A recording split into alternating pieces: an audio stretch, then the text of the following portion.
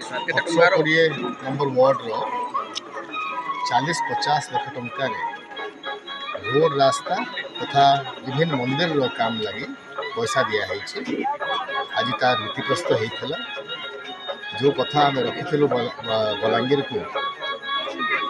अपराध विकसित बलांगीर आउ ग्रीन बलांगीर कथा रखा लगी ताको आगामी 5 वर्ष निश्चय पूर्ण बलांगीर टाउन रो महाराणी सागर कामटा परिणाम आप देखिपुं पानीटा सफा होकर रखा वर्षा पानीटा आगामी दिन में 16टा आउ जहाँ बंध अच्छी प्रस्ताव सरकार को मुझे मंत्री विधानसभा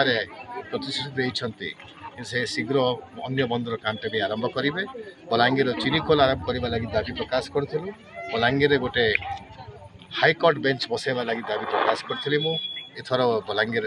विधानसभा तेणु मुख्यमंत्री स्वयं तार प्रतिश्रुति देते कि पश्चिम ओडिशा रे बेंचटा हेबो और बलांगीर प्रमुख दाबीटा रही अनेक कामटा हाथ में आम नहीं आगामी दिन में निश्चय पूर्ण प्रस्ताव दिया जाए आम संगे आम प्रिय नारायण सिंह साहब अच्छे पहला तो आम 8 नंबर वार्ड गोटे रास्तार काम लगे दि जाए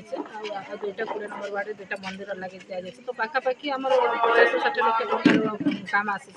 तो निश्चित भाव में आगे बलांगीर के लगे बलांगीर विकास